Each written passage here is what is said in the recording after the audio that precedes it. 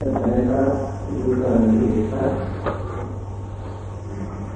अपने को प्रकट नहीं करते और इसलिए भी वे बीच रहते हैं। वे अपना औचित्य सिद्ध नहीं करते, इसलिए जो उनकी शादी जाती है। वे अपनी श्रेष्ठता का दावा नहीं करते, इसलिए लोग उन्हें ले लेते हैं। वे अभिमानी नहीं हैं और इसीलिए लोगों के बीच अग्रणी बने रहते हैं। क्योंकि वे किसी मार्ग की सामना नहीं करते, इसलिए दुनिया में कोई भी उनसे मार्ग नहीं कर सकता है। और क्या यह सही नहीं है? आमंत्रण में ही है संपूर्ण की सुरक्षा, और इस तरह अनंत सुरक्षित रहते हैं और संसार उनको सम्मान देता है। मनुष्य की तीव्र आकांक्षा है कि दूसरे उसे जाने और दूसरे उसे पहचाने। इस आकांक्षा का मौलिक कारण क्या है? मौलिक कारण है कि मनुष्य स्वयं को नहीं जानता और स्वयं को नहीं पहचानता।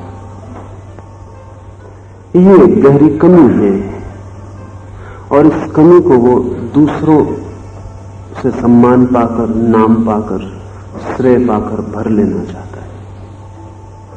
जो हमारे पास नहीं है वो हम दूसरों से उधार मांग लेना चाहते हैं।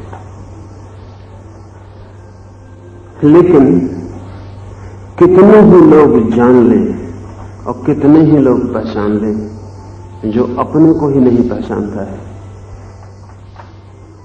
उसका जो गड्ढा है, जो कमी है, वो दूसरों के पहचान लेने से भर नहीं सकता। और जब मैं अपने को ही नहीं जानता तो मैं लोगों को भी क्या पहचानवा सकूंगा कि मैं कौन हूं। एक झूठ होगा, लेकिन अगर बहुत लोग उस झूठ को दोहराने लगे तो मुझे भी भरोसा आ जाएगा। हमारे सच और झूठ में बहुत फर्क नहीं होता। हमारे सच और झूठ में इतना ही फर्क होता है कि जिस झूठ पर हम भरोसा करते हैं वो हमारा सच हो जाता है। एडल्फ हिटलर ने अपनी आत्मकथा में लिखा है, और हिटलर ने बड़ी महत्वपूर्ण बातें लिखी। वो आदमी महत्वपूर्ण था। उसने लिखा है कि सत्य और असत्य में मैंने कोई ज्यादा फर्क नहीं पाया। असत्य को बार बार दोहराते रहो, धीरे धीरे सत्य हो जाता है। और ये वो अनुभव से कहा है। उसने खुद बहुत असत्य दोहराए और वो सत्य हो गए, और वो इतने सत्य हो गए कि दूसरों ने उन्हें सत्य माना। सो माना ही हिटलर भी उन पर भरोसा करने लगा। अगर आप एक झूठ लोगों से कहते रहें तो थोड़े दिन में आप भी भूल जाएंगे कि वो झूठ है। पुनरुक्ति विस्मरण बन जाती है। पुनरुक्ति बार बार दोहराने से सत्य की जन्मदात्री हो जाती है, उस सत्य की जो हमारा सत्य है। इसलिए हमारे सत्य में और झूठ में इतना ही फर्क होता है। झूठ कम दोहराया गया है और सत्य ज्यादा दोहराया गया झूठ है। इसीलिए पुराने झूठ बहुत सत्य मालूम पड़ते हैं, क्योंकि हजारों साल से आदमी उन्हें दोहरा रहा। नया सत्य भी झूठ मालूम पड़ता है, क्योंकि वो दोहराया नहीं गया, अभी नया है। तो हम पुराने झूठ को भी मान लें, नए सत्य को मानने की तैयारी नहीं होती, क्योंकि हमारे लिए सत्य का एक ही अर्थ होता है, कितना दोहराया गया है। इसलिए हम पूछते हैं कि कोई शास्त्र कितना पुराना है। जितना पुराना उतना सत्य। इसलिए सभी धर्मों के लोग अपने शास्त्र को बहुत पुराना सिद्ध करने की कोशिश करते हैं। अगर कोई सिद्ध करे कि उतना पुराना नहीं है तो उन्हें बड़ी पीड़ा होती है। वे चाहते हैं कि उनका धर्म ग्रंथ सबसे ज्यादा पुराना हो तो सबसे ज्यादा सत्य हो जाएगा, क्योंकि हमारे मन में सत्य का यही अर्थ है, कितनी बार दोहराया गया। पुराना होगा तो ही ज्यादा दोहराया गया होगा, लेकिन असत्य को कोई हजारों साल तक दोहराए तो भी सत्य नहीं होता। और सत्य को शायद किसी ने एक बार भी ना कहा हो तो भी सत्य ही होता है। सत्य और असत्य में बुनियादी अंतर है, गुणात्मक अंतर है, कोई परिमाण के अंतर नहीं। लेकिन जैसा आदमी है उसके सभी सत्य दोहराए गए झूठ हैं। आप अपने संबंध में ही कुछ बातें दोहराते रहते हैं, लोग भी उनको दोहराने लगते हैं, भरोसा आ जाता है कि मैं ये हूं। ये भरोसा जिंदगी को व्यर्थ कर देता है। लाओ से इस सूत्र में कहता है, वे अपने को प्रकट नहीं करते और इसलिए वे दीप्त बने रहते हैं। संत की परिभाषा है इस सूत्र में। लाओ से जिसे संत कहेगा उसकी, हम जिन्हें संत कहते हैं उनकी नहीं, क्योंकि हमारा संत भी दोहराया हुआ झूठ होता है। इसलिए हिंदू के संत को मुसलमान संत न मानेंगे और मुसलमान के संत को हिंदू संत न मानेंगे और जैन के संत को हिंदू संत नहीं मानेंगे, क्योंकि हमारे संत का भी अर्थ हमने किस झूठ को दोहराया है बहुत बार उस पर निर्भर है। लाओ से संतत्व की जो शुद्धता है, जो शुद्धतम संतत्व है, जो संतत्व का सत्य है, हिंदू मुसलमान ईसाई का नहीं, उसके संबंध में बात कर रहा है। वो कहता है वे अपने को प्रकट नहीं करते।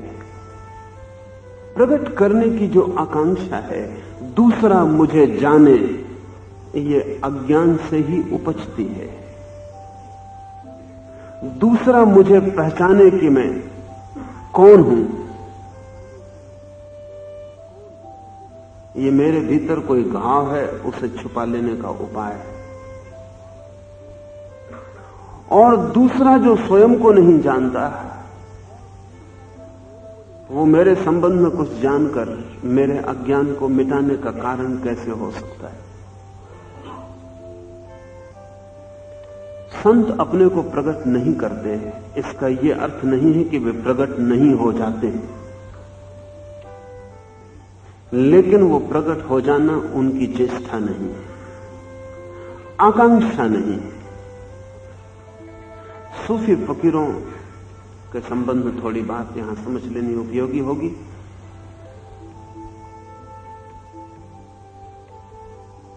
सूफी फकीर संसार छोड़कर भी नहीं जाते,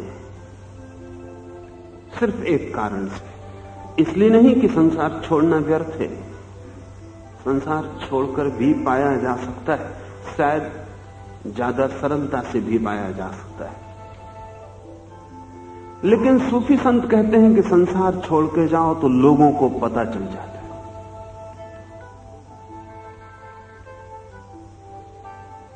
और लोगों को पता चल जाए, ऐसा कुछ भी करना भीतर छिपी किसी गहरी वासना का परिणाम है।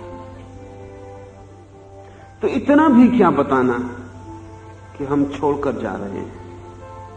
तो सूफी संत हो सकता है चम्हार हो, गांव में जूते बनाता हो, वो जूते ही बनाता रहेगा।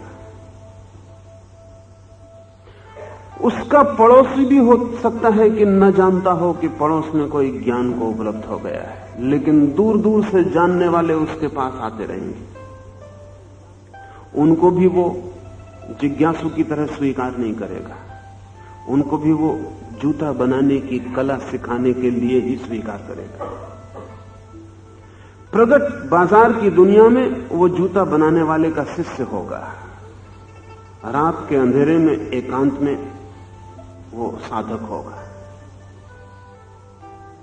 और कई बार ऐसा होगा कि एक फकीर दूसरे फकीर के पास किसी को भेज देगा, वो 2-4 वर्ष तक उससे जूते बनवाता रहेगा, कपड़ा बनवाता रहेगा, 2-4 वर्ष तक उससे पूछेगा ही नहीं कि तुम आए किस लिए थे। 2-4 वर्ष चुपचाप वो आदमी जूता बनाता है, चटाई बुनता है, कपड़ा सीता है, जो उसका गुरु कह देता है वो दिन भर करता रहता है। 2-4 साल बाद वो संत उसे भीतरी जगत में प्रवेश करवाता है। क्यों इतनी 4 साल तक प्रतीक्षा क्या थी? सूफी कहते हैं कि जो जल्दी ये भी प्रकट करता हो कि मैं साधना करने आया हूं, उसकी प्रकट करने की वासना प्रबल है, और ऐसा आदमी सत्य को नहीं खोज पाएगा। ऐसा आदमी मैं सत्य खोज रहा हूं, इसके प्रचार में ज्यादा उत्सुक होगा, सत्य को खोजने में कम। ऐसा आदमी मैं साधु हूं, ऐसा दूसरे लोग जान ले, इसमें ज्यादा उत्सुक होगा, बजाय इसके कि साधु हो जाए। सूफी फकीर हसन अपने शिष्यों से पूछता था, तुम सन्यासी होने आए हो या सन्यासी बनने?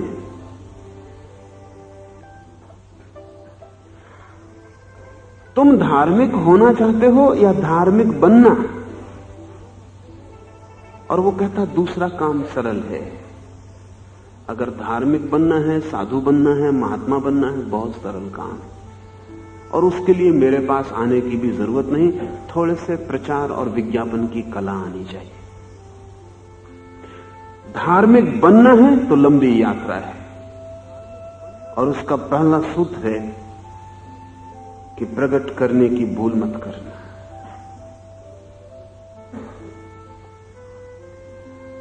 क्यों ये प्रकट करने के लिए इतनी बड़ी भूल समझने का कारण क्या है? आदमी के हाथ में एक कदम उठाना है, फिर दूसरा कदम अनिवार्य हो जाता है, फिर तीसरा कदम अनिवार्य हो जाता है। जिब्रान ने लिखा है कि एक फकीर गांव-गांव घूमता था और कहता था, जिसे प्रभु के पास चलना हो मेरे पीछे आ जाए। कई लोगों ने कहा, बड़ी आकांक्षा होती है तुम्हारे पीछे आने की, लेकिन अभी बहुत काम संसार में बाकी है। किसी की लड़की बड़ी है और विवाह करना है, और किसी के बच्चे अभी छोटे हैं, मासूम हैं, थोड़े बड़े हो जाएं, समझ जाएं, और किसी ने अभी अभी दुकान जमाई है, और किसी ने अभी अभी खेत में दाने डाले हैं, फसल कट जाए। ऐसे 1000 काम थे। वो फकीर गांव-गांव चिल्लाता कि जिसको ईश्वर के पास चलना हो मेरे पास आ जाए, मैं ईश्वर का रास्ता जानता हूं। गांव में लोग उसकी बड़ी प्रशंसा करते थे। एक गांव में बड़ी मुसीबत खड़ी हो गई, एक आदमी उसके पीछे चलने को राजी हो गए। फकीर मुसीबत में पड़ा, क्योंकि वो आदमी 2-4 दिन में उसको पूछता कि कितनी देर और, कहां है रास्ता। उस फकीर ने उसको कठिन से कठिन काम बताया, लेकिन वो भी आदमी जिद्दी था, वो सब काम पूरा करके खड़ा हो जाए और बोले कहे और रास्ता, विधि, मार्ग। 6 साल हो गए, फकीर सूख के हड्डी हड्डी हो गया इस आदमी की वजह से, क्योंकि वो 24 घंटे एक तनाव हो गया, रात सोने न दे, दिन जागने न दे, और उसकी मौजूदगी भी भारी होने लगी। आखिर एक दिन फकीर उसके पैरों में पड़ गया और कहा, मुझे माफ कर दे, तेरी वजह से मैं भी रास्ता भूल गया, और मुझसे गलती हो गई, अब मैं किसी को ना कहूंगा।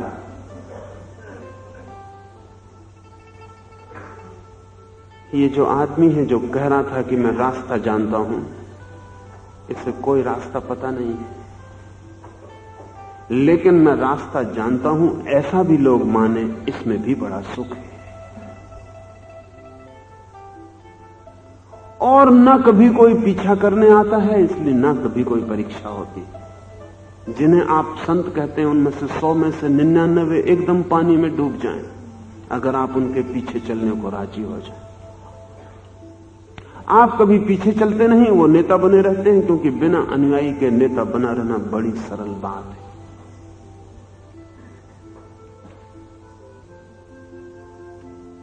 और धीरे धीरे उन्हें भी भरोसा आ जाता है कि वो जानते हैं। जब आपकी आंखों में चमक आती है और आपको लगता है कि हां, ये आदमी जानता है, तो उस आदमी को भी तृप्ति होती। हम एक दूसरे का उपयोग दर्पण की भांति करते हैं, अपनी शक्ल दूसरे में देख लेते हैं।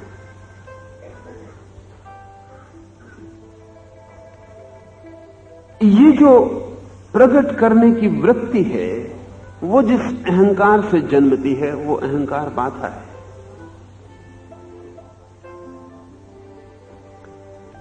संत अगर प्रकट हो जाएं दूसरी बात है, कोई उन्हें खोज ले, जान ले, पहचान ले, दूसरी बात है। लेकिन वो जो गहन वासना है कि दूसरा मुझे जाने, वो संतत्व का हिस्सा नहीं है। दूसरा मुझे जाने ये सांसारिक मन की वृत्ति है, मैं स्वयं को जानूं ये धार्मिक मन की वृत्ति है। कोई मुझे न जाने, अकेला मैं ही अपने को जान लूं, ये धार्मिक खोज है। मैं अपने को जानूं न जानूं, सारा संसार मुझे जान ले। ऐसा न हो कि एक आध आदमी ऐसा भी रह जाए जो मुझे जाने बिना रह जाए, ये सांसारिक मन की वृत्ति है। एक दिन सांझ मुल्ला नसरुद्दीन के काफी हाउस में बड़ी भीड़, गांव के काफी हाउस में एक योद्धा आया है। वो नंगी तलवार हाथ में निकाल के अपने युद्ध की बातें कर रहा है और वो कहता है कि हम युद्ध से सीधे लौट रहे हैं और लोग बड़े सख्ते में आ गए। उसकी बहादुरी ऐसी है और वो कहता है कि मैंने भाजी मूली की तरह लोगों को काटा। नसरुद्दीन के बर्दाश्त के बाहर हो गया। नसरुद्दीन ने खड़े होकर कहा कि हमें भी जवानी की याद आती, एक दफा ऐसा हमने भी भाजी मूली की तरह लोग काट दिए थे। 10-15 आदमियों के पैर तो एक झपट्टे में काट दिए थे। उस योद्धा ने कहा पैर कभी सुना नहीं, अगर आप सिर काटते तो ज्यादा बेहतर होता। नसरुद्दीन ने कहा सिर तो कोई पहले ही काट के ले जा चुका।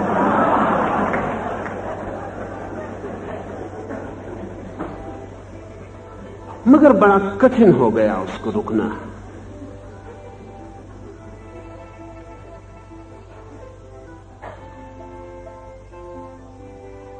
नसरुद्दीन हमारे भीतर वो जो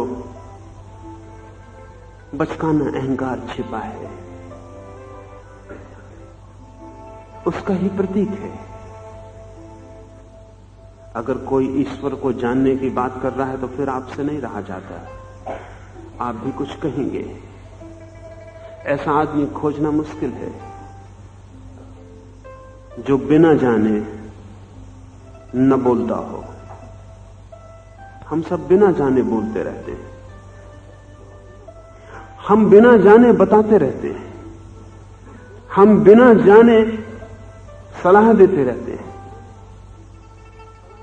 इमर्सन ने लिखा है अपनी डायरी में कि अगर दुनिया में लोग बिना जाने सलाह देना बंद कर दें तो पृथ्वी किसी भी दिन स्वर्ग हो सकती है। लेकिन जिन्हें कुछ भी पता नहीं है उनके भी मन में ये तो मजा आता ही है कि कोई जाने कि हमें पता है। ये मजा इतना महंगा है और इसके पीछे कुछ लोग तो अपने जीवन को भी ढाल लेते हैं, बड़ा कष्ट भी उठाते हैं। ऐसा भी नहीं है कि ऐसे लोग दूसरों को धोखा दे रहे हैं, ऐसे लोग अपनी आंख में अपने को धोखा देने के लिए बड़े कष्ट भी उठाते।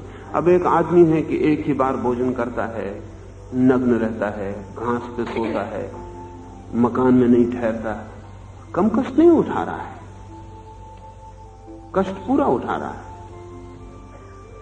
लेकिन सिर्फ एक भरोसा दूसरे लोगों को दिलाने के लिए अगर कष्ट उठाया जा रहा है कि मैं साधु हूं, तो सारा कष्ट व्यर्थ जा रहा है।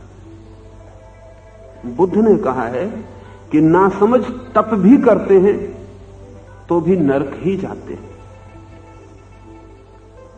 नासमझ तप भी करते हैं तो भी नरक की ही यात्रा करते हैं।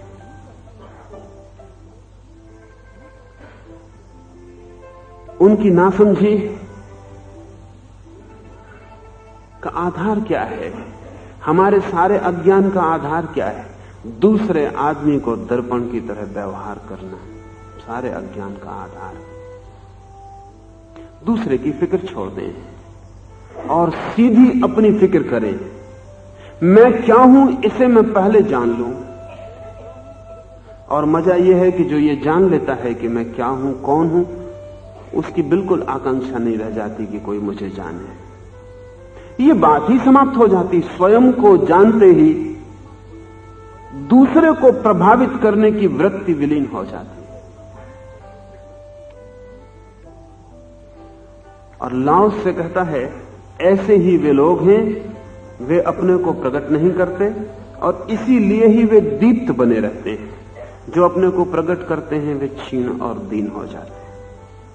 प्रकट करने में भी शक्ति ऊर्जा खोती है। जो अपने को छुपा के रखता है, जैसे अंगारा छिपा हो, जैसे सूरज छिपा हो, प्रकट ना हो, उसकी सारी ऊर्जा बची रहती है। प्रकट करने में भी शक्ति का व्यय है और शक्ति का व्यय ही दीप्ति का खो जाना है।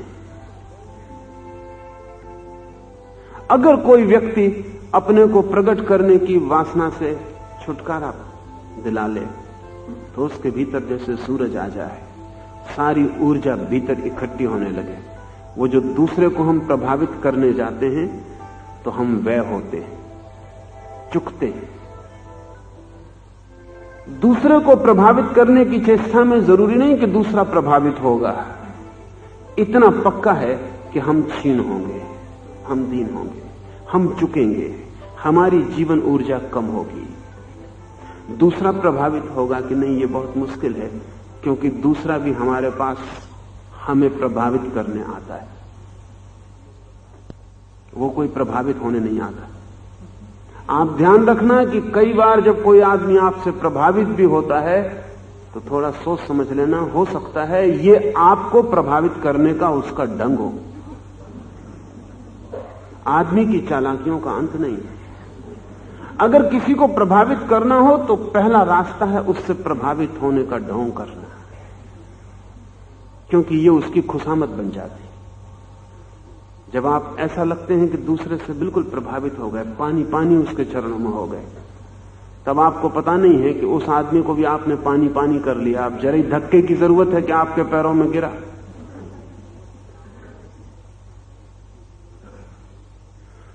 खुशामद हमें इतना क्यों छूती है? उसका कारण यह है कि खुशामदी बताता है कि मैं कितना प्रभावित हूं, आपसे कितना प्रभावित हूं।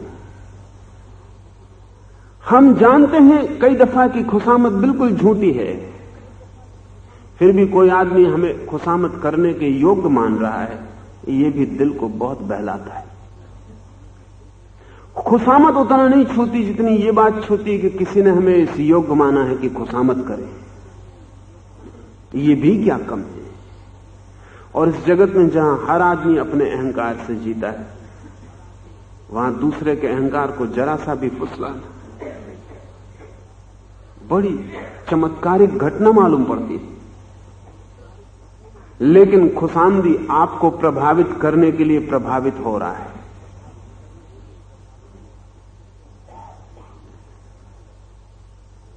आप दूसरे को प्रभावित कर पाएंगे इसकी संभावना कम है। हां, एक बात पक्की है कि आप अपनी ऊर्जा व्यय कर रहे हैं, आप अपने को खो रहे हैं। ज़ेन फकीर हुआ रिंझाई, जब भी कोई उसके पास आता तो वो कहता दो बातें पहले तय हो जाएं। एक,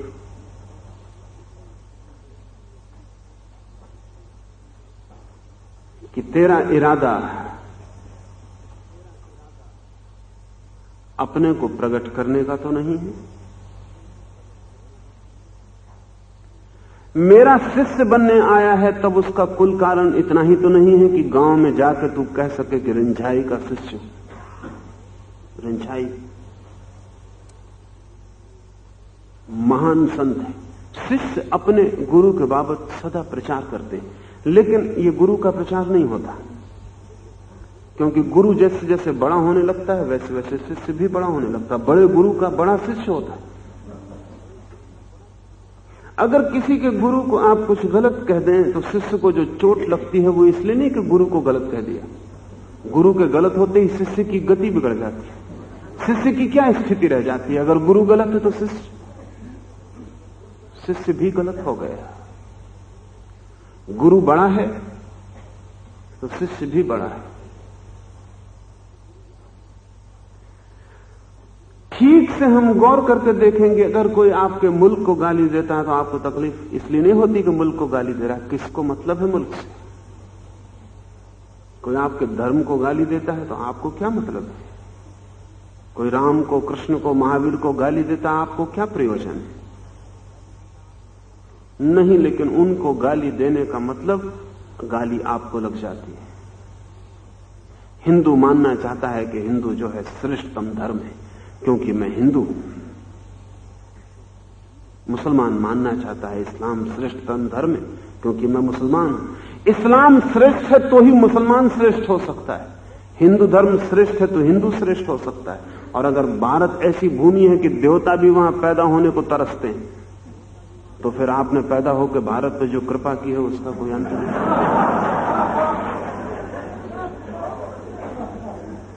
जब देवता तरसते हैं और आपको पैदा होने का मौका मिला तो देवता 2 इंच नीचे छूट गए। मन को ये बात जो खुशी देती है, ये खुशी कोई मुल्क की जमीन से कुछ लेना देना नहीं।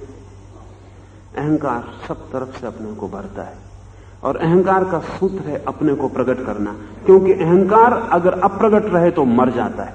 ये ख्याल रखें, अहंकार प्रकट होने में जीता है। कितने दूसरे लोग मुझे मान लें, उसमें ही उसके प्राण हैं। अहंकार के प्राण दूसरे लोगों के प्रभावित होने में हैं। अगर मुझे कोई भी नहीं जानता तो अहंकार कहां टिकेगा। आप अकेले हैं जमीन पर तो आपके अहंकार को खड़े होने की कोई जगह नहीं रह जाएगी। अहंकार होता भीतर है, बनता दूसरों के कंधों पर है। दूसरों के कंधे न मिले तो अहंकार के खड़े होने का कोई उपाय नहीं रह जाता। ये जो अहंकार है, संतत्व के लिए पहली बात है आत्मा को जिसे जानना हो उसे अहंकार से छुटकारा चाहिए। अहंकार से छुटकारा अर्थात दूसरे को प्रभावित करने की वासना से छुटकारा। और ध्यान रहे, दूसरे को प्रभावित करना हिंसा है। दूसरा प्रभावित हो जाए ये दूसरी बात है, दूसरे को प्रभावित करना हिंसा है। दूसरे को ढालने की कोशिश, बनाने की कोशिश, आदर्श बनाने की कोशिश, अच्छा बनाने की कोशिश भी हिंसा है। असल में दूसरा जैसा है हम उसे वैसा स्वीकार करने को राजी नहीं। हम जैसा चाहते हैं दूसरे को वैसा बनाने की हमारी उत्सुकता है। बाप बेटों को बना रहे हैं, मित्र मित्रों को बना रहे हैं, गुरु शिष्यों को बना रहे हैं, सब एक दूसरे को बनाने में लगे हैं। कोई किसी से राजी नहीं है। आप जैसे हैं वैसा स्वीकार करने को कोई राजी नहीं। ना आपकी पत्नी, ना आपके पिता, ना आपके पति, ना आपके बेटे, ना आपके बाप, कोई राजी नहीं है जैसे आप हैं। आप जैसे हैं वो गलत होना है। हर एक उत्सुक है आपको बनाने के लिए, जैसा वो चाहता है आप होने चाहिए। काटेगा आपको, एक कान गड़बड़ है अलग करो, एक आंख खराब है निकाल दो, हाथ तोड़ दो, पैर ठीक कर दो, सब ठीक कर दो। सुना है मैंने कि मुल्ला नसरुद्दीन की खिड़की पर एक दिन एक पक्षी आकर बैठ गया। अजनबी पक्षी था जो मुल्ला ने कभी देखा नहीं। लंबी उसकी चोंच थी, सिर पर कलगी थी रंगीन, बड़े उसके पंख थे। मुल्ला ने उसे पकड़ा और कहा, मालूम होता है बेचारे की किसी ने कोई फिक्र नहीं की। कैंची लाके उसके पंख काट के छोटे किए, कलगी रास्ते पर लाया, चोंच भी काट दी और फिर कहा कि अब ठीक कबूतर जैसे लगते हो। मालूम होता है किसी ने तुम्हारी चिंता नहीं की, अब मजे से उड़ सकते हो, लेकिन अब उड़ने का कोई उपाय न रहा। वो पक्षी कबूतर था ही नहीं, मगर मुल्ला कबूतर से ही परिचित थे। उनकी कल्पना कबूतर से आगे नहीं जा सकती थी। हर बच्चा जो आपके घर में पैदा होता है अजनबी है, वैसा बच्चा दुनिया में कभी पैदा ही नहीं हुआ। जिन बच्चों से आप परिचित हैं उससे इसका कोई संबंध नहीं। ये पक्षी और है, लेकिन आप इसके पंख वगैरह काट कर, चोंच वगैरह ठीक करके कहोगे कि बेटा अब तुम जगत में जाने योग्य हुए। तो यहां हर आदमी कटा हुआ जी रहा है, क्योंकि सब लोग चारों तरफ से उसे प्रभावित करने, बनाने, निर्मित करने में इतने उत्सुक हैं जिसका कोई हिसाब नहीं। जब बाप अपने बेटे में अपनी तस्वीर देख लेता है तब प्रसन्न हो जाता है। क्यों? इससे बाप को लगता है कि मैं ठीक आदमी था, देखो बेटा भी ठीक मेरे जैसा। अगर मुझे मौका मिले और हजारों लोग मेरे जैसे हो जाएं तो मुझे बड़ी प्रसन्नता होगी, क्योंकि मेरे अहंकार का भारी फैलाव हुआ। जब हजारों लोग मेरे जैसा होने के लिए तैयार होते हैं, उसका मतलब यह हुआ कि मैं ठीक आदमी हूं और हजारों लोग मेरा अनुकरण करते हैं। दूसरे को प्रभावित करने के पीछे अहंकार की यही आकांक्षा है, तुम मेरे जैसे हो जाओ। लाओ से कहता है वे अपने को प्रकट नहीं करते और इसलिए दीप्त बने रहते हैं। उनकी ऊर्जा, उनकी अग्नि समाप्त नहीं होती, वे सदा चमकते रहते हैं। लेकिन उनकी चमक किसी की आंखों को लुभाने के लिए नहीं, उनकी चमक अपनी आंतरिक चमक है। वो ज्योति किसी को भरमाने के लिए नहीं जली है, वो ज्योति अपनी ही ऊर्जा है। वे अपना औचित्य सिद्ध नहीं करते। He doesn't justify himself and is therefore far famed। और इसलिए दूर दिगंत तक उसकी ख्याति जाती। संत कभी अपने को जस्टिफाई नहीं करते, वे अपना औचित्य सिद्ध नहीं करते। जीसस को सूली दी जा रही है और पायलट जीसस से पूछता है कि मैं तुम्हें अभी भी क्षमा कर सकता हूं, तुम सिद्ध कर दो कि तुम ईश्वर के पुत्र हो। और जीसस चुप रह जाते। पायलट कहता है कि तुम्हें एक मौका है, तुम इतना ही कह दो कि मैं निरीह हूं, मेरा कोई कसूर नहीं है। तुम इतनी ही अपील कर दो रोमन सम्राट के नाम कि मैं बेकसूर हूं। लेकिन जीसस चुप रह जाते। सूली पे जाना उचित मालूम पड़ता है बजाय औचित्य सिद्ध करने के कि मैं जस्टिफाइड हूं। क्या कारण होगा? उचित यही हुआ होता, हम भी कहेंगे किसी वकील से सलाह ले लेनी थी, ऐसी क्या सूली पे जाने की जल्दी थी। सिद्ध करना था कि मैं जो कहता हूं ठीक कहता हूं, मेरे अर्थ और हैं। ईसाइयत 2000 साल से सिद्ध कर रही कि जीसस के अर्थ और थे, गलत समझे लोग। लेकिन जीसस ने खुद क्यों ना सिद्ध कर दिया? ज्यादा आसान होता। जीसस के लिए गवाही दी जा रही है 2000 साल से कि जीसस का मतलब और था, और जिन्होंने सूली दी वो उस मतलब को नहीं समझ पाए। जीसस ने कहा था किंगडम ऑफ गॉड, तो वो ईश्वर के राज्य की बात थी, इस जगत के राज्य की बात नहीं थी। इस जगत में जो राजा हैं वो घबरा गए, वो समझे कि ये जीसस जो है इस जगत का सिंहासन पाने की कोशिश कर रहा है। मगर जीसस खुद ही कह सकते थे, इतनी सीधी सी बात थी। एक वक्तव्य देते और कहते कि मेरा मतलब ये है, मेरा मतलब ऐसा नहीं। जीसस क्यों चुप रह गए? ये औचित्य सिद्ध क्यों ना किया? असल में औचित्य सिद्ध करने की जो चेष्टा है वो दूसरे को मालिक मान लेना है।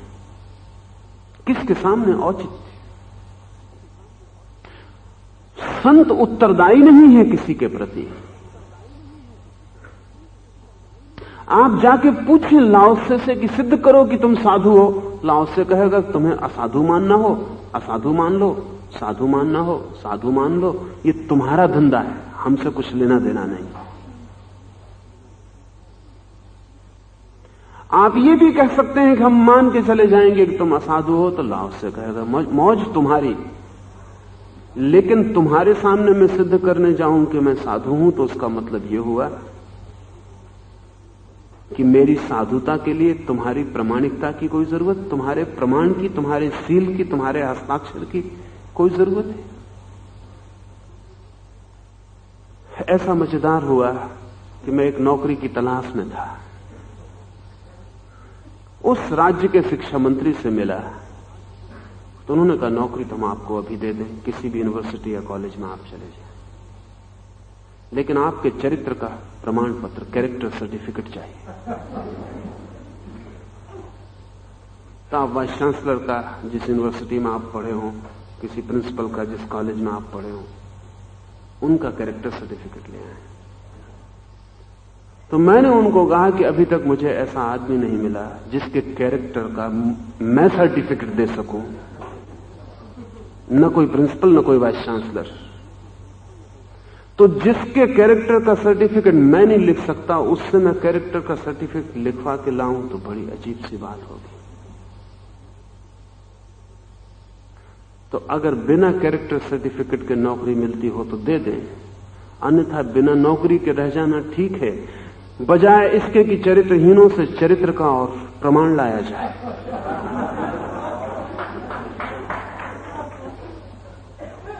आखिर चरित्र का प्रमाण कौन दे सकता है?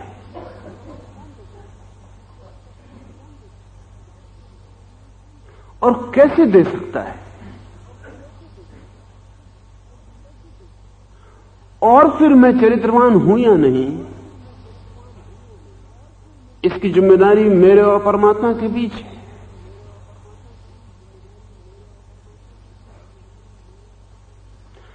और मैंने उनको कहा कि नौकरी में आप जो मुझे तनख्वाह देंगे वो पढ़ाने की देंगे, मेरे चरित्र की देंगे।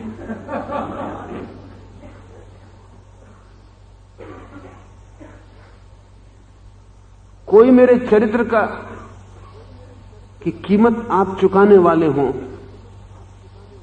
तो चरित्र की चिंता की जाए।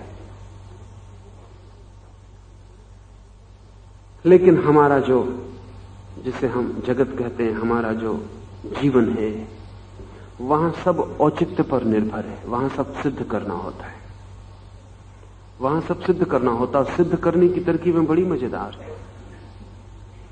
क्वेकर ईसाई अदालत में कसम नहीं खाते। अदालत में कसम खानी चाहिए कि मैं कसम खाता हूं कि सत्य बोलूंगा। क्वेकर ईसाई कहते हैं कि अगर मैं झूठ ही बोलने वाला हूं तो ये कसम भी झूठ खा सकता हूं। ये बड़ी अजीब पागलपन की बात है। एक आदमी से जो झूठ बोलने वाला है, निष्णात झूठ बोलने वाला है, अदालत में हम कसम खिलवाते हैं कि तुम कसम खाओ कि सच बोलेंगे। वो कसम खाता है कि हम कसम खाते हैं सच बोलेंगे। बड़े आश्चर्य की बात है कि क्या कसम खाने से किसी आदमी का झूठ बोलना मिट जाता है? और जो आदमी कसम खाने से झूठ बोलना छोड़ देता हो, उसने बहुत पहले कभी झूठ बोलना छोड़ दिया होता। मगर बचकाना काम अदालतें भी किए चली जाती हैं। एक कहीं से शुरुआत होनी चाहिए, कहीं से हम मान के चलें कि तुम सच बोल रहे हो।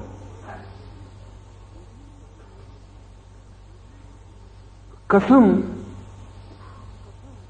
कैसे तय कर सकती है कि कौन आदमी सच बोल रहा है? मजा यह है, लेकिन जो झूठ बोलता है वो जोर से कसम खाएगा। सच बोलने वाला शायद थोड़ा झिझके भी कि कसम खानी कि नहीं खानी। सच बोलने वाला ही झिझकेगा कि कसम खानी कि नहीं खानी। झूठ बोलने वाला बेझिझक खाएगा, क्योंकि जिसे झूठ ही बोलना है, कसम क्या अड़चन पैदा करेगी? सच बोलने वाले को कसम अड़चन पैदा कर सकती है। वो सोच सकता है कि कसम खाने का मतलब सच बोलना है।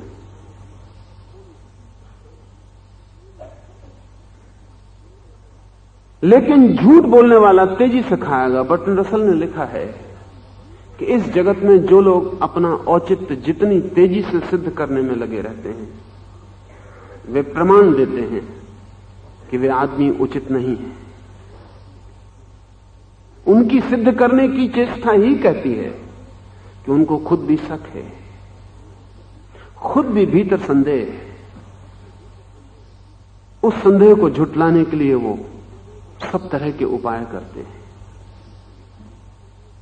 इसलिए एक बड़ी मजे की बात है कि इस जगत में जो श्रेष्ठतम जन हुए हैं, उन्होंने जो भी कहा है उसके लिए कोई प्रमाण नहीं दिए। वो सीधे वक्तव्य हैं, स्टेटमेंट्स हैं, उनका कोई प्रमाण नहीं है। बुद्ध कहते हैं कि मुझे ऐसा ऐसा हुआ। अगर कोई पूछता है प्रमाण, तो वो कहते हैं तुम भी ऐसा ऐसा करो और तुम्हें हो जाएगा। तुम्हारा करना ही तुम्हारे लिए प्रमाण बनेगा। और मैं अगर 4 गवाह खड़े करूं कि देखो ये भी कहते हैं कि मुझे हुआ, तो एक इन्फिनिट रिग्रेस शुरू होती है, एक अंतहीन सिलसिला शुरू होता है। क्योंकि मजा यह है कि मैं एक गवाह खड़ा करता हूं, और आश्चर्य तो यह है कि हम ये भी नहीं पूछते कि ये जो गवाह बोल रहा है, इसके गवाह कहां हैं जो कहें कि ये ठीक बोल रहा है। ये गवाहों का सिलसिला कहां अंत होगा। ऋषियों ने एक बात कही है, उन्होंने कहा है कि सत्य जो है वो सेल्फ एविडेंट है, स्वतः प्रमाण है। झूठ सेल्फ एविडेंट नहीं है, झूठ स्वतः प्रमाण नहीं है, इसलिए झूठ हमेशा गवाह साथ लेकर आता है। सत्य खुद ही अपना गवाह है और कोई गवाही नहीं है। झूठ पहले से ही इंतजाम करके चलता है, 25 गवाह लेके आता है। मुल्ला नसरुद्दीन पर मुकदमा चला,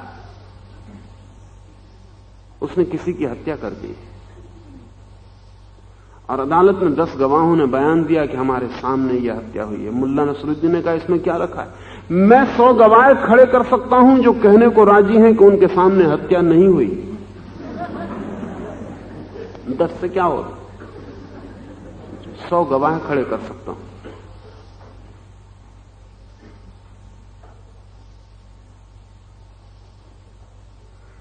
जब यह हत्या हुई तो जिस आदमी की हत्या हुई, नसरुद्दीन कहता है मैंने नहीं की, किसी और ने की होगी, मैं मौजूद जरूर था। तो अदालत में वकील उससे पूछता है कि तुम कितने दूर खड़े थे इस आदमी से जब यह आदमी मरा। तो उसने कहा कि मैं 13 फीट 7 इंच दूर खड़ा था। मजिस्ट्रेट भी चौंका, उसने कहा हैरानी की बात है, तुम पहले ही आदमी हो, 13 फीट 7 इंच, ये तुम्हें कैसे पता चला? नसरुद्दीन ने कहा मैंने पहले ही सब सोच लिया था, कोई ना कोई मूर्ख अदालत में जरूर पूछेगा। मैं सब नाप जोक करके ही काम किया हूं।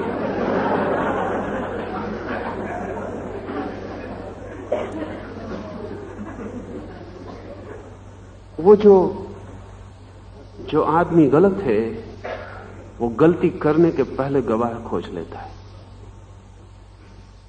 जो आदमी सही है उसे तो बाद में ही पता चलता है कि सही के लिए भी गवाह देने होते हैं। लाओस से कहता है संत अपना औचित्य सिद्ध नहीं करते, वो क्या है इसके लिए उनके पास कोई गवाही नहीं, उनका क्या अनुभव है इसके लिए उनके पास कोई प्रमाण नहीं, प्रमाण देने की कोई इच्छा भी नहीं, कोई जस्टिफिकेशन नहीं है। संत बिल्कुल अनजस्टिफाइड खड़े होते हैं, बिना किसी औचित्य की चिंता के खड़े होते हैं। जिनको दिखाई पड़ सकता हो वो सीधा देख लें, और जिनको दिखाई न पड़ सकता हो वो न देखें, अंधे बने रहें। लेकिन संत के मन में अगर ये आकांक्षा हो कि मैं सच्चा हूं, अहिंसक हूं, व्रती हूं, त्यागी हूं या और कुछ हूं, इसको प्रमाणित करूं। एक गांव में मैं गया था, एक साधु वहां ठहरे थे, कोई उन्हें मुझसे मिलाने ले वाला आया था। जो मिलाने लाए थे उनके शिष्य थे, उन्होंने कहा कि बड़े त्यागी हैं, महातपस्वी, इन्होंने अब तक इतने इतने हजार उपवास किए। मैंने उन साधु से पूछा कि ये कहते हैं कि इतने हजार उपवास किए, तो उन्होंने कहा हाँ, और अब तो संख्या और भी बढ़ गई, ये तो पुरानी संख्या बता रहे। मैंने उनसे पूछा आपने हिसाब रखा? उन्होंने कहा मैं बिल्कुल डायरी रखता हूं। ये डायरी किसको बताई जाने वाली है? ये परमात्मा के पास डायरी ले जाएंगे? ये डायरी किसको बताई जाने वाली है?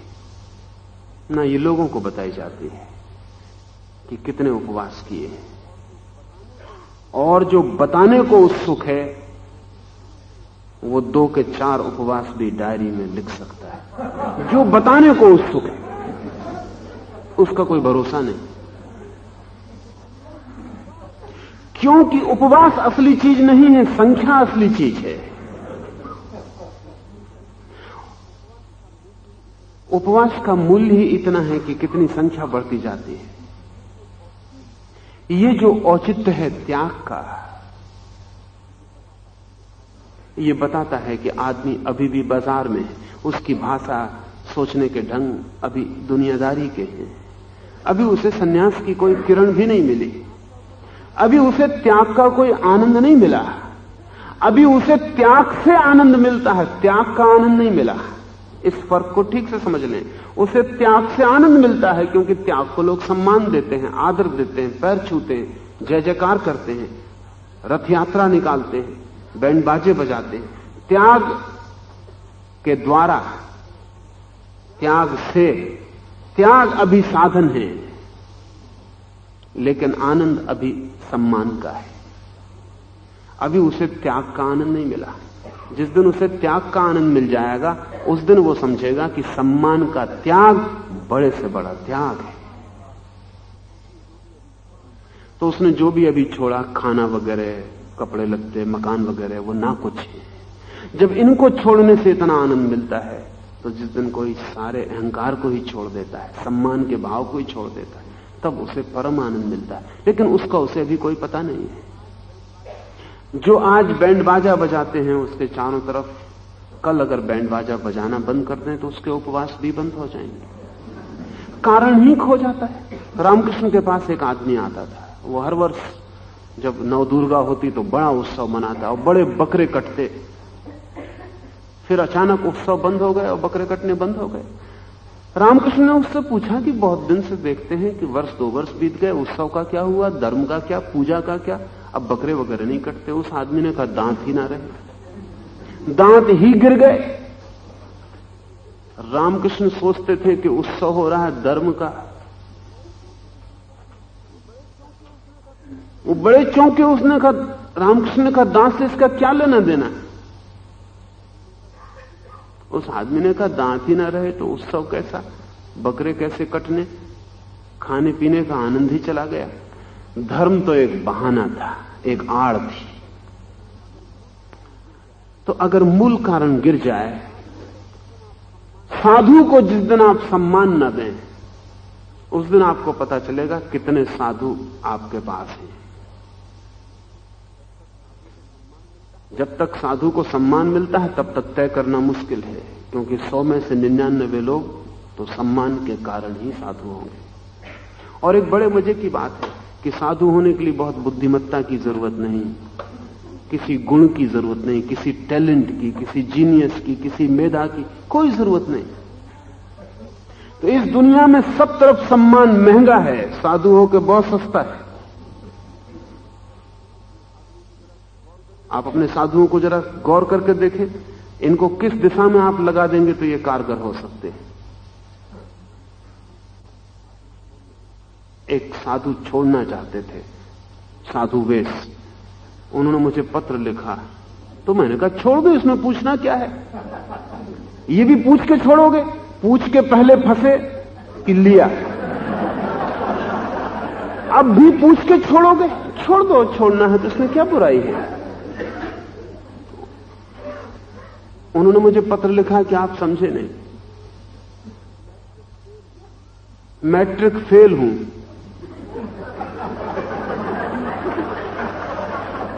और अभी वाइस चांसलर भी मेरे पैर छूते हैं आके। कल मुझे क्लर्क की भी नौकरी नहीं मिल सकती,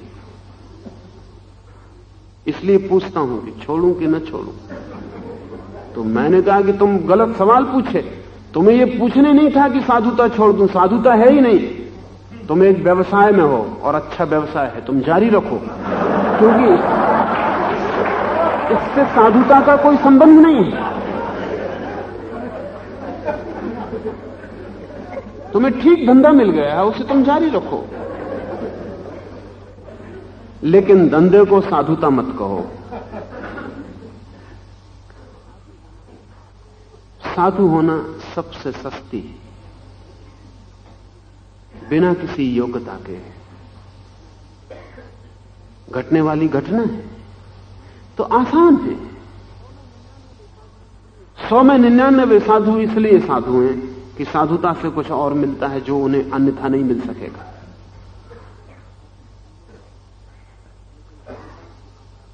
लेकिन सम्मान की आधारशिलाएं हट जाएं, आपके साधु एकदम तिरोहित हो जाएंगे।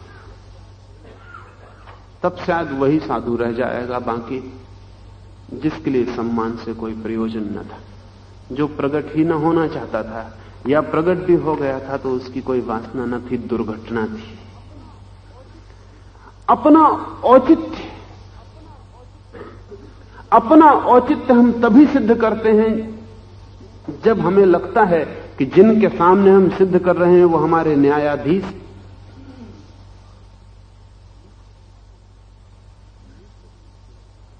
नीचे से किसी ने कहा कि तुम जीसस के इतना खिलाफ लिखे हो, और नीचे न केवल लिखता था जीसस के विरोध में, दस्तखत भी करता था तो लिखता था एंटी क्राइस्ट फ्रेडरिक नीचे, जीसस विरोधी।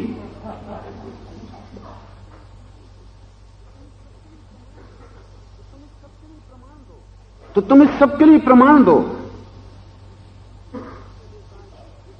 तो नीचे ने कहा कि जिस अदालत में जीसस की प्रामाणिकता जांची जाएगी, उसी अदालत में हम भी प्रमाण दे देंगे। अगर कहीं कोई परमात्मा है जो सिद्ध करेगा कि जीसस ईश्वर के पुत्र हैं, तो उसी के सामने हम भी सिद्ध कर देंगे, लेकिन तुम्हारे सामने नहीं, क्योंकि तुम न्यायाधीश नहीं हो। तुम कौन हो? तुमसे क्या लेना देना है? और नीचे तो कोई संत नहीं है, लेकिन संतत्व के बड़े करीब है।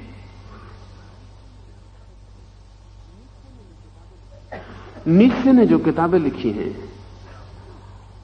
वो सुसंबद्ध नहीं है, सिस्टमैटिक नहीं है, फ्रेगमेंट्स, टुकड़े, उनके बीच कोई सिलसिला नहीं है। कई बार लोगों ने उसे कहा कि तुम कुछ सिलसिला बनाओ, उसने कहा कि तुम कौन हो? विचार मेरे हैं, जिम्मेवार मैं हूं। जिनके पास आंखें हैं वो सिलसिला देख लेंगे, और जिनके पास आंखें नहीं हैं उनको सिलसिला बताने की जरूरत भी क्या है? नीचे ने कहा है कि लोगों ने एक एक किताब लिखी है, जितने विचार से, उतने विचार से मैंने एक एक वाक्य लिखा है, लेकिन वो बीज है। पर कोई न्यायाधीश नहीं है, उत्तरदायित्व नहीं है किसी के प्रति। असल में संत का वक्तव्य यह है कि मैं जैसा हूं वो मेरे और परमात्मा के बीच की बात है, किसी और से उसका कोई लेना देना नहीं है। लेकिन हम मान नहीं सकते बीच में बिना कूदे। हम एक दूसरे की खिड़कियों से झांकने के ऐसे आदी हो गए हैं। पीपिंग टॉम्स, किसी का चाबी का छेद है उसी में से झांक रहे हैं।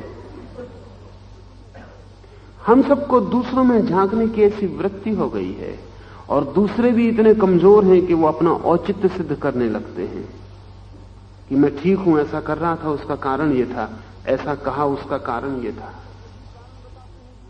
दूसरे भी कारण बताते हैं, दूसरे भी कमजोर हैं, लेकिन संत कमजोर नहीं है। वो अपने में पूरी तरह निर्भर है, अपने में पूरा का पूरा ठहरा हुआ है, कोई प्रमाण की जरूरत नहीं है, किसी को कुछ समझाने की, कोई औचित्य की, कोई तर्क की, कोई गवाही की जरूरत नहीं है। लाओस से कहता है इसीलिए उनकी ख्याति दूर दिगंत तक जाती है। जो अपना औचित्य सिद्ध करते रहते हैं वे दो चार को भी समझाने में सफल हो जाएं तो कठिन है। जो अपना औचित्य सिद्ध ही नहीं करते उनकी सुगंध दूर दिगंत तक चली जाती, क्योंकि उनका खंडन नहीं किया जा सकता। ये बड़े मजे की बात है। जिसने कभी सिद्ध ही नहीं किया कि मैं चरित्रवान हूं, उसको आप चरित्रहीन सिद्ध नहीं कर सकते। जिसने सिद्ध करने की कोशिश की कि मैं चरित्रवान हूं, उसको चरित्रहीन सिद्ध किया जा सकता है। सच तो यह है कि उसने खुद ही खबर दे दी है कि वो चरित्रहीन है, चरित्रवान सिद्ध करने की चेष्टा से। जब कोई आदमी कहता है कि मैं चोर नहीं हूं, जब कोई आदमी कहता है कि मैं बेईमान नहीं हूं, जब कोई आदमी दिन भर यही कहे चला जाता है कि मैं झूठ नहीं बोलता हूं, तब कोई भी संदिग्ध हो जाएगा कि बात क्या है, इतनी चेतना क्या है, इतना होश क्या है, बार बार दोहराने की इतनी जरूरत क्या है। नहीं हो तो ठीक है, लेकिन जो आदमी भीतर गिल्ट, अपराध अनुभव करता है, वो हर बार कोशिश करता रहता है, उसकी हर तरह की चेष्टा सिद्ध करती रहती है कि उसके भीतर कोई अपराध छिपा है। फ्रायड कहता था कि कुछ लोग दिन भर बैठे बैठे हाथ ही मलते रहते। फ्रायड कहता था ये हाथ मलने वाले वो लोग हैं जिन्होंने कोई पाप किया है, ये हाथ धो रहे हैं। इनका जो हाथ मलना है ये अकारण नहीं है। कुछ लोगों को हाथ धोने का मैनिया होता है, वो दिन में 10-50 दफा हाथ धोएंगे। इनके भीतर कोई अपराध घना है और जिसका प्रतीक ये इनका हाथ धोना है। कोई अपराध है जिससे इनको लगता है कि हाथ मेरे रंगे हैं, उसे ये साफ कर रहे हैं। कुछ लोग हैं, खासकर महिलाएं, घर की सफाई में पागल हो जाती है। सफाई भी पागलपन हो जाता है। एक कचरे का टुकड़ा नहीं टिकने देंगी। आदमी को अंदर किसी का आना, मेहमान का, उन्हें भय का कारण हो जाता है कि पता नहीं कचरा आ जाए, कुछ गंदगी आ जाए, कुछ हो जाए। सफाई अच्छी बात है, लेकिन हर चीज पागलपन की सीमा तक खींची जा सकती है।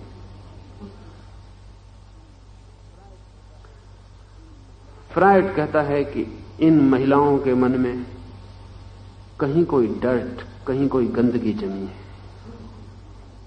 उसका ये बाहर फैला हुआ रूप है कि बाहर कहीं कोई गंदगी ना जम जाए। बाहर की गंदगी उनको भीतर की गंदगी की याद दिलाती है, इसलिए इतना पागलपन है।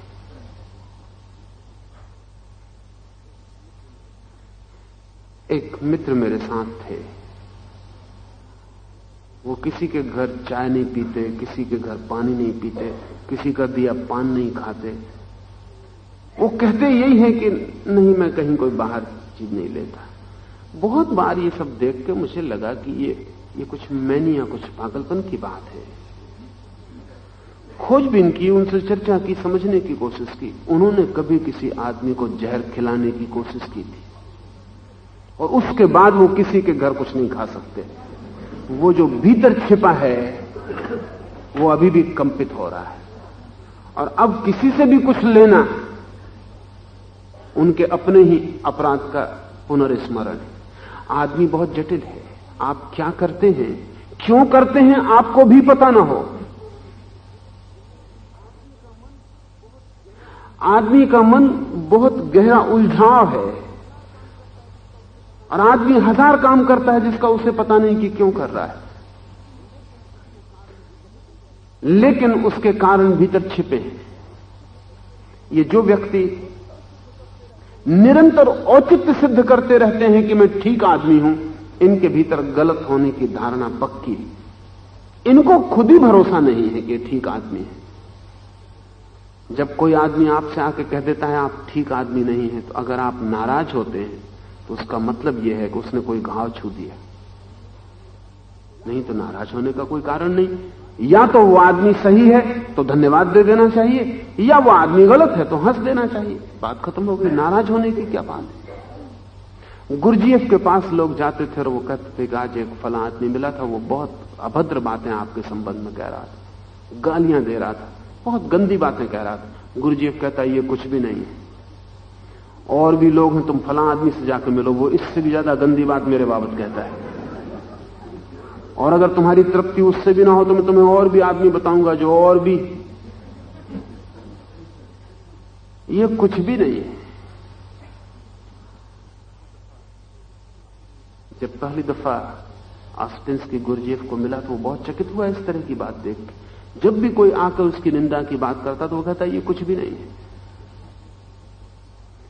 जिस आदमी के भीतर कोई घाव नहीं है, आप उसकी कितनी ही बुराई करके उसको चोट नहीं पहुंचा सकते। चोट आपकी बुराई से नहीं पहुंचती, भीतर के घाव से पहुंचती। कोई आदमी आपसे आके कह देता कि फला आदमी कहता था आप चरित्रहीन हैं, आपको जो चोट पहुंचती है वो उस आदमी से नहीं पहुंचती। जानते तो आप भी हैं कि चरित्रहीन। अब फजीयत हुई, औरों को भी पता चलने लगा, तो अब औचित्य सिद्ध करने में लगते हैं कि नहीं, कौन कहता है मैं चरित्रवान हूं। सिवाय चरित्रहीनों के चरित्रों की औचित्य सिद्ध करने की चेष्टा किसी ने कभी नहीं की। संत अपना औचित्य सिद्ध नहीं करते, लेकिन उनकी ख्याति दूर दिगंत तक पहुंच जाती है। ये पहुंच जाना सहज घटना है, ये अनायोजित, अचेष्टित,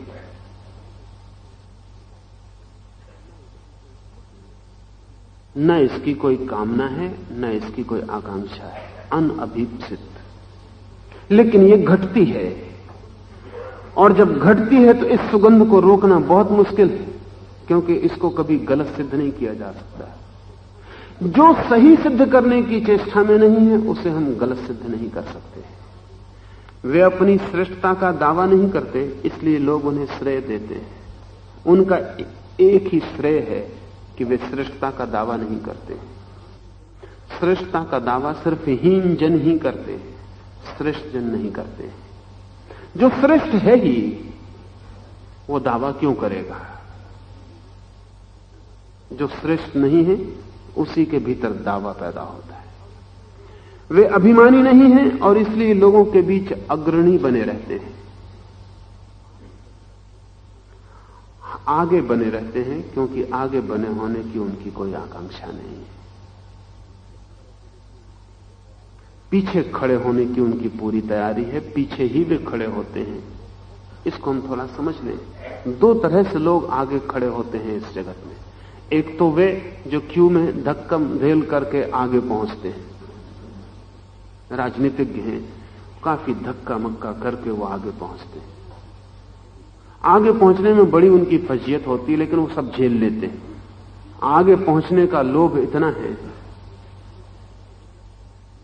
कि कितनी भी फजीयत झेली जा सकती है। और एक दफा आदमी आगे पहुंच जाए तो लोग भूल जाते हैं कि इनकी बड़ी फजीयत हुई थी। इसलिए बीच के धक्कम धक्का खा लेने में कोई हर्ज नहीं। एक दफा आगे पहुंच गया तो सब इतिहास बदल जाता है। सफल आदमी की सब असफलताएं भूल जाती।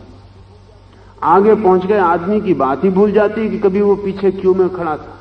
और बड़ा मजा यह है कि जिस तरह धक्कम धुक्का दे के वो आगे आया है, वो लोगों को समझाने लगता है क्यू में लाइन लगा के खड़े रहो, धक्कम धुक्की करनी ठीक नहीं।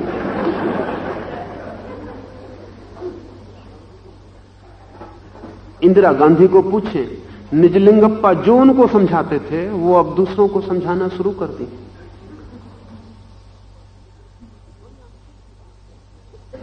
ये बड़ी आश्चर्य की बात है, लेकिन आदमी का मन ऐसा है, और सब आदमियों का मन ऐसा है। आप ट्रेन के डब्बे में बैठे, चिल्लाते हैं दरवाजे से, किसी को घुसने नहीं देते, बिल्कुल भरा है, 1 इंच जगह नहीं, आगे जाओ। और आप भूल गए कि अगले स्टेशन पे आप बाहर खड़े थे, और तब जो दलीलें आप दे रहे थे वही दलीलें बाहर खड़ा आदमी दे रहा है कि बिल्कुल मत घबराइए, मैं पांव पे खड़ा रहूंगा, पैर के लायक जगह मिल जाएगी, आप चिंता मत करिए, तकलीफ में झेल लूंगा। आप कहते हैं है ही नहीं जगह। यही बातें किसी ने डब्बे के भीतर आपसे कही थी लेकिन डब्बे के भीतर आदमी प्रवेश करते ही आत्मा बदल जाती है। डब्बे के बाहर दूसरी आत्मा होती है, डब्बे के भीतर दूसरी आत्मा होती है। आपको पता नहीं चलता कि आत्मा इतनी जल्दी कैसे बदलती। और ऐसा नहीं कि अभी जो आदमी गिड़गिड़ा रहा है वो नहीं बदलेगा। डब्बे के भीतर आने दो, अगली स्टेशन पर उसकी बातें सुनो कि वो लोगों से बाहर क्या कह रहे हैं। तब आपको पता चलेगा कि आदमी जो कहता है वो परिस्थिति पर निर्भर होने वाली बातें हैं। जिसको नेता बनना है उसे सब तरह के उपद्रव करने होते हैं, लेकिन जो नेता बन गया और नेता जिसे बना रहना है उसे बाकी को समझाना पड़ता है कि उपद्रव मत करना। सच तो यह है कि जो उपद्रव करके आगे आता है वो उपद्रव के बहुत खिलाफ होता है, क्योंकि उसे पक्का पता है कि आगे आने का रास्ता क्या है। जो आगे पहले से है उनको गिराने का रास्ता क्या है। मैकियावेली ने लिखा है कि जिस सीढ़ी से चढ़ो चढ़ते ही पहले उसे नष्ट कर देना। और मैकियावेली मनुष्य के मन में झांकने वाले गजब के लोगों में से एक है। थोड़े ही लोग इतना गहरा देखते हैं आदमी के अस्तित्व में। मैकियावेली कहता है पहला काम चढ़ जाने पर सीढ़ी के करना सीढ़ी तोड़ देने का, क्योंकि ध्यान रखना सीढ़ी निष्पक्ष है। जैसा तुम्हें चढ़ा दिया किसी दूसरे को भी चढ़ा सकती है।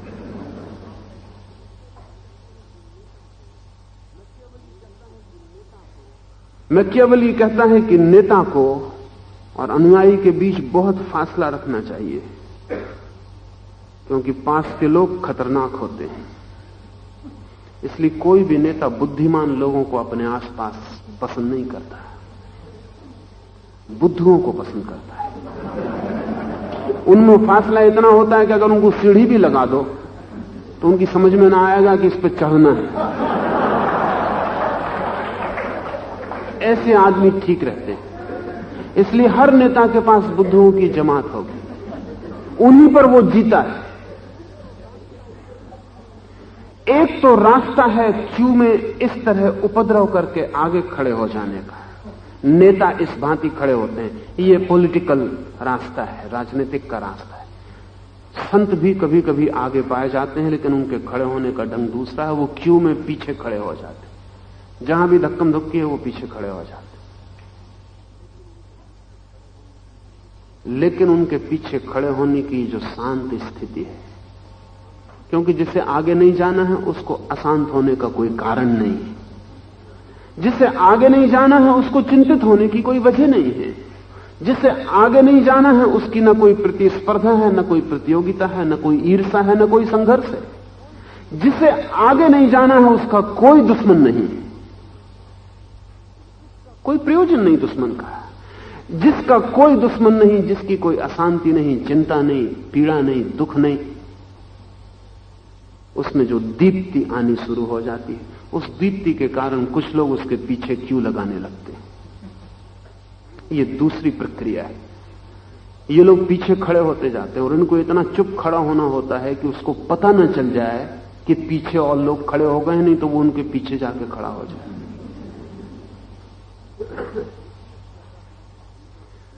गुरजीएफ कहता था कि संतों के पीछे चलना हो तो पता मत चलने देना, तुम्हारे पैर की आवाज मत होने देना।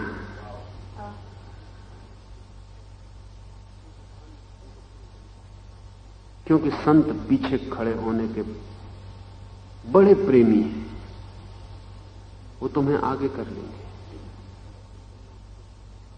उनके पीछे ऐसे चलना कि जैसे तुम हो ही नहीं। कभी कभी ऐसा होता है कि इन संतों के पीछे भी लाखों लोग इकट्ठे हो जाते हैं, लेकिन ये आगे होने की प्रक्रिया गुणात्मक रूप से भिन्न है। इस आगे होने में किसी को पीछे नहीं किया गया है, इसमें लोग पीछे हो गए हैं। राजनीति में अनुयायी बनाने पड़ते हैं, धर्म में अनुयायी बन जाते हैं। राजनीति में लोगों को पीछे रखना पड़ता है, धर्म में पीछे लोग खड़े हो जाते हैं। ये एक सहज घटना है। इस सुगंध को दूर दिगंत तक हवाएं अपने आप ले जाती हैं। इसलिए जो अभिमानी नहीं है वे लोगों के बीच अग्रणी बने रहते हैं। चूंकि वे किसी वाद की प्रस्तावना नहीं करते, इसलिए दुनिया में कोई उनसे विवाद नहीं कर सकता। और वाद की प्रस्तावना विवाद के लिए निमंत्रण है। अगर मैं कहता हूं यही सत्य है, तो मैं किसी न किसी आदमी के भीतर आकांक्षा पैदा कर दूंगा जो कहे कि यह सत्य नहीं है। जगत एक संतुलन है। जब कोई दावा करता है तो प्रति दावा तत्काल खड़ा हो जाता है।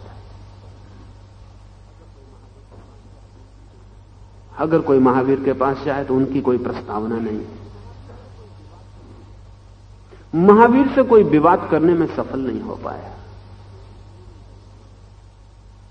क्योंकि उन्होंने जो कहा वो वाद नहीं है। कोई आदमी आके कहता ईश्वर है, तो महावीर कहते हैं ठीक है, यह भी ठीक है। और घड़ी भर बाद आदमी कोई आदमी कहता आके कि ईश्वर नहीं है, तो महावीर कहते हैं यह भी ठीक है।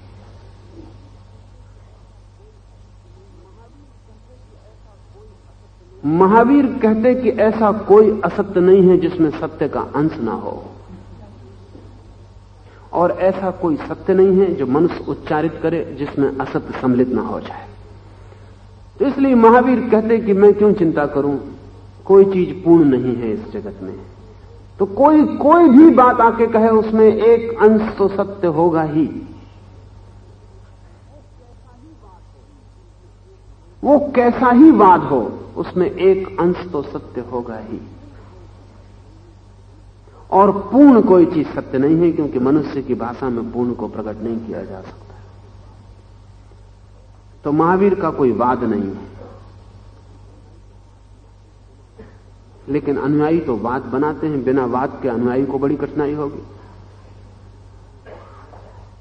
अगर आप महावीर के अनुयायी जैन को कहें कि ठीक है कोई वाद नहीं, तो चलो मस्जिद, तो फिर क्यों मंदिर जा रहे हो? तो क्यों रखे बैठे हो ये महावीर के वचन? रखो कुरान। तो क्यों करते हो नमस्कार महावीर को? चलो आज नमस्कार हो जाए राम को। तो वो कहेगा नहीं, उसका वाद है। ये इतिहास में घटने वाली दुर्घटनाएं हैं। महावीर का कोई वाद नहीं है, लेकिन अनुयायी तो बिना वाद के नहीं रह सकता। उसको तो फासला बनाना पड़ेगा कि मैं दूसरों से अलग हूं, मेरा गिरोह अलग है। सीमा बनानी पड़ेगी। सीमा बनाने में विवाद शुरू हो जाएगा। महावीर का कोई वाद नहीं है, लेकिन मजे की बात है कि जैन दार्शनिक और पंडितों ने जितना विवाद भारत में किया है उतना और किसी ने नहीं किया। पक्के विवादी है और एक एक चीज की बाल की खाल निकालने में कुशल है। और जैन तर्क विकसित तर्क है। सच तो यह है कि जैन अनुयायियों को खूब तर्क को विकसित करना पड़ा, क्योंकि महावीर ने तर्क को बिल्कुल छुआ नहीं, उनको मुसीबत में छोड़ गए। तो उसकी काफी सुरक्षा उन्हें करनी पड़ी, उन्हें काफी इजाद करनी पड़ी। और महावीर का जो वाद ही नहीं था, उसको भी जैनों ने स्यातवाद नाम दे दिया। अब ये बड़ा उल्टा नाम है। स्यात शब्द बहुत अद्भुत है। वो सिर्फ पॉसिबिलिटी का, संभावना का सूचक है। कोई आदमी पूछता ईश्वर है, महावीर कहते हैं स्यात। स्यात है। स्यात का मतलब यह है कि ना तो मैं पूर्ण रूप से कहता कि नहीं है और ना पूर्ण रूप से कहता कि है। स्यात का अर्थ यह है कि मैं मध्य में खड़ा हूं। स्यात के लिए अंग्रेजी में कोई शब्द नहीं है। अभी एक अमेरिकन विचारक है डी बोनो, उसने एक शब्द निकाला है, वो काम का है। वो शब्द है पो। वो नया गढ़ंत शब्द है, भाषा में कोई शब्द है नहीं। दो शब्द हैं अंग्रेजी में, यस नो, हां नहीं। डी बोनो ठीक महावीर की पकड़ का आदमी मालूम होता है। वो कहता है ये दोनों शब्द खतरनाक हैं, क्योंकि इनसे पूरा हो जाता है मामला, हां या नहीं, और जिंदगी ऐसी नहीं है। जिंदगी ऐसी नहीं है। तो वो कहता है यस और नो के बीच में एक मिडिल टर्म, पो, PO। वो कहता है पो का मतलब शायद। आप पूछते हैं कि आपको मुझसे प्रेम है या नहीं, तो हां या ना। डी बोनो कहता है पो, शायद, क्योंकि 1000 चीजों पर निर्भर करता है। इतनी जल्दी हां ना में जवाब देना खतरनाक है।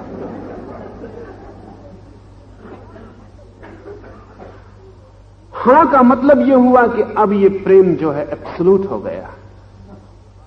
अगर मैं कहूं हां और घड़ी भर बाद आप पे नाराज हो जाऊं तो आप कहेंगे कहां गया प्रेम, कहां गया वो प्रेम।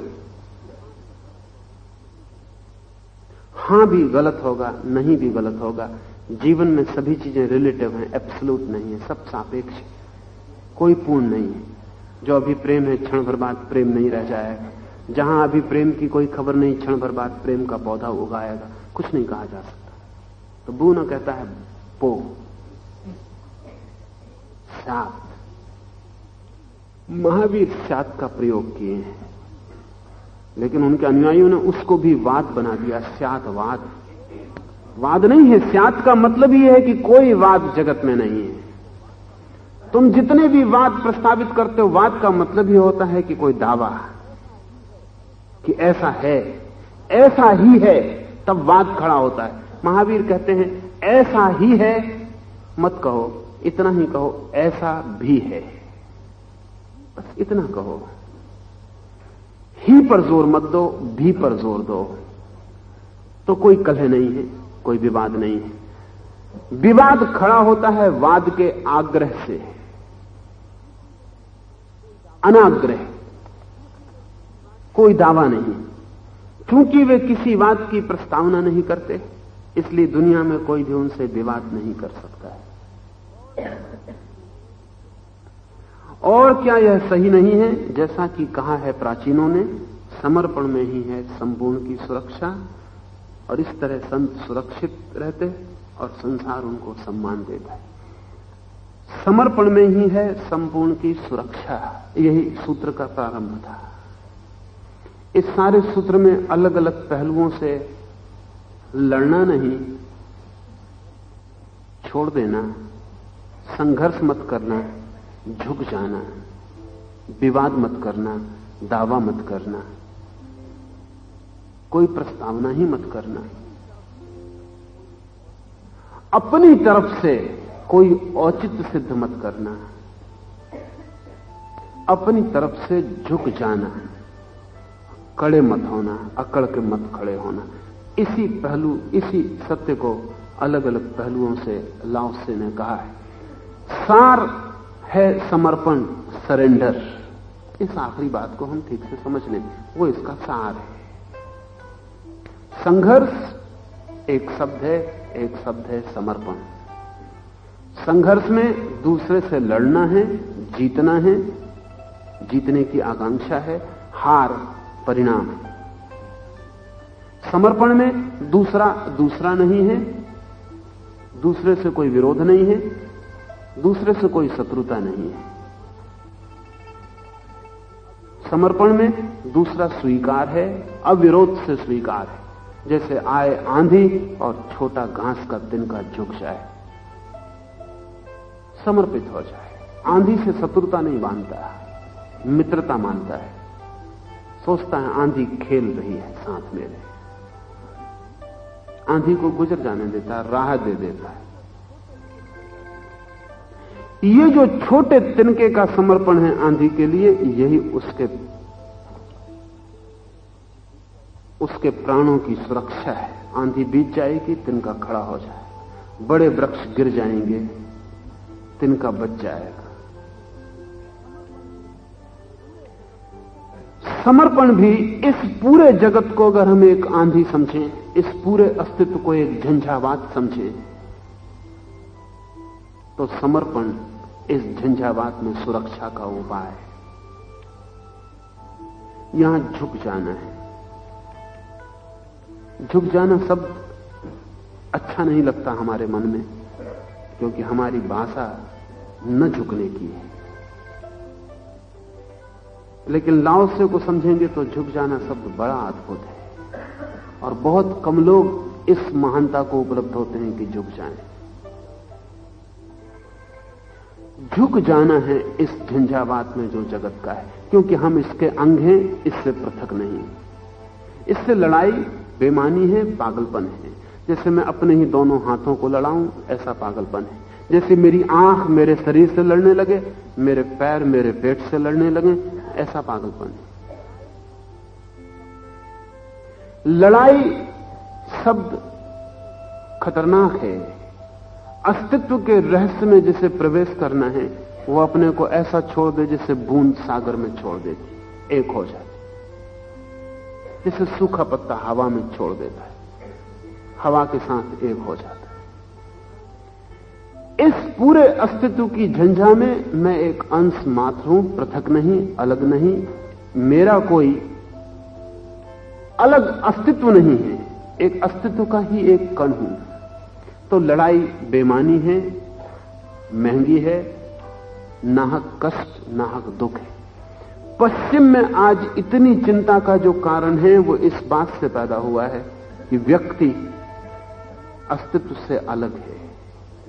जो लोग भी अपने को अस्तित्व से अलग मानेंगे, वो चिंता में पड़ जाएंगे, क्योंकि तब सारा जगत शत्रु है और मुझे अपनी रक्षा करनी है। ये रक्षा हो नहीं सकती, और तब मैं टूटूंगा, मिटूंगा, परेशान होऊंगा। अगर ये सारा अस्तित्व मैं ही हूं और इसके साथ एक हूं, तो मेरी मृत्यु भी मेरी मृत्यु नहीं।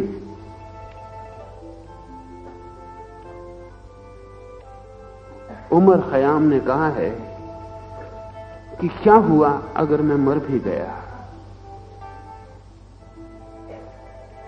तो मेरी जो मिट्टी मिट्टी में मिल जाएगी, कोई पौधा उसमें से उगेगा, कोई फूल खिलेगा, तो मैं उस फूल में खिलूंगा।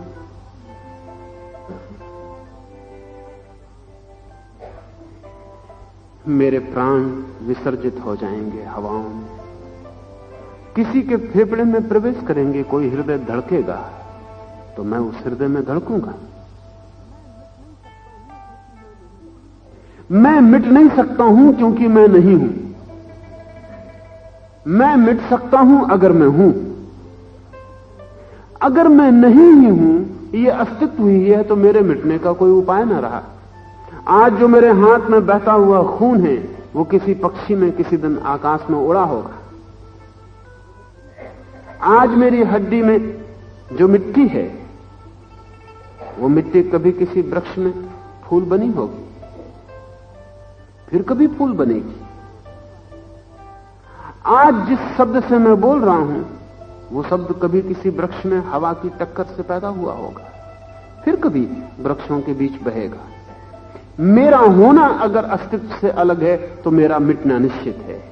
लेकिन अगर मैं अस्तित्व से एक हूं, तो कभी फूल में, कभी पक्षी में, कभी आकाश में, कभी मिट्टी में, अनंत अनंत रूपों में बना ही रहूंगा। मेरे मिटने का फिर कोई उपाय नहीं।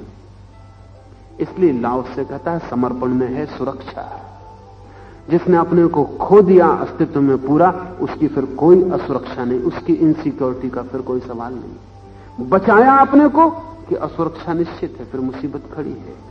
और हम सब अपने को बचाने में लगे हैं। बचाना ही हमारा दुख है,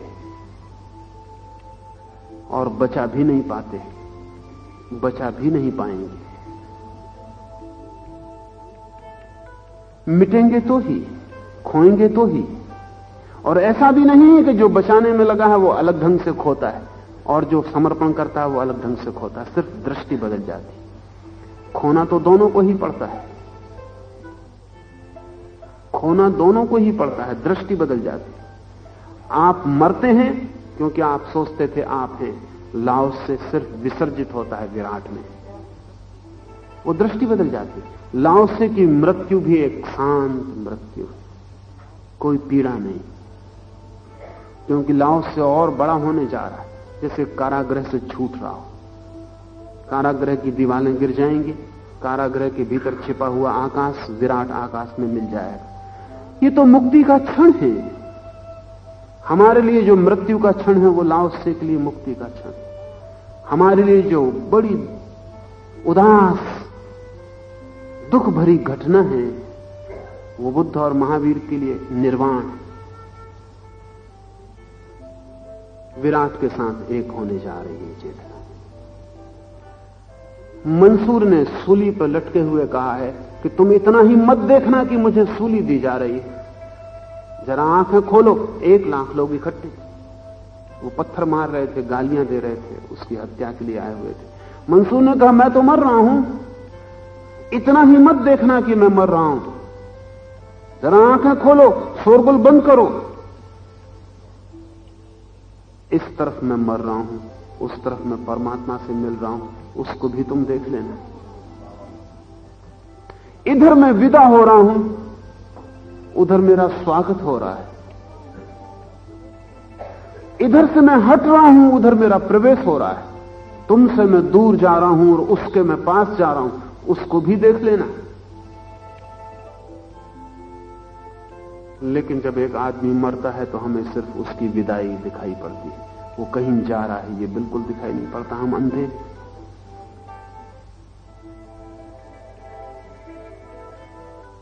लेकिन इस जगत में कोई चीज खोती नहीं, एक मिट्टी का कण भी नहीं खोता है। विज्ञान कहता है डिस्ट्रक्शन इज इम्पॉसिबल, असंभव है नष्ट करना किसी वस्तु को। एक रेत के कण को भी हम नष्ट नहीं कर सकते, रहेगा, किसी भी रूप में रहेगा, अस्तित्व बना ही रहेगा, अस्तित्व उतना ही रहेगा, उसकी मात्रा जरा भी कम नहीं हो सकती। तो जहां रेत का कण न मिटता हो वहां आपको मिटने की इतनी क्या फिक्र है? जहां कुछ भी मिटना संभव नहीं है वहां आदमी को लगता है मैं मर जाऊंगा, मिट जाऊंगा। ये लगना किसी भ्रांति पर खड़ा है। वो भ्रांति है अपने को अलग मान लेना।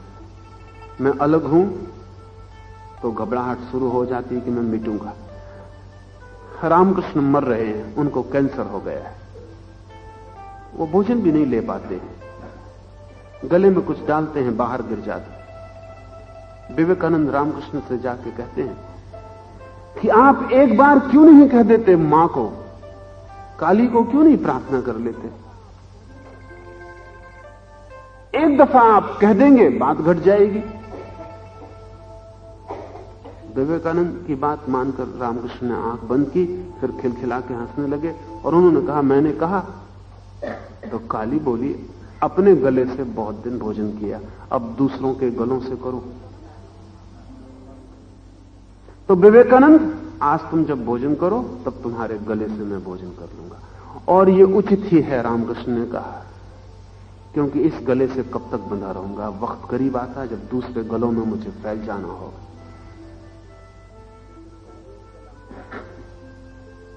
लेकिन अगर यही गला मेरा गला है तो फांसी लगेगी। लेकिन अगर सारे गले मेरे तो लगती रहे फांसी। कितने ही फंदे बनाए जाएं, कोई ना कोई गला बचता रहेगा। कितनी ही सांस घुटे, कोई ना कोई सांस चलती रहेगी। और कितने ही फूल कुमलाएं, कहीं और फूल खिल जाएंगे। इस जगत में कुछ नष्ट नहीं होता है, सिर्फ आदमी के अहंकार की भ्रांति कि उसे लगता है मैं अलग हूं, इसलिए भय पैदा होता है कि नष्ट हो जाऊंगा। समर्पण अहंकार की भ्रांति का विसर्जन है, मैं अलग नहीं हूं, फिर इस जगत में कोई संघर्ष नहीं। आज इतना ही, 5 मिनट रुके, कीर्तन करें।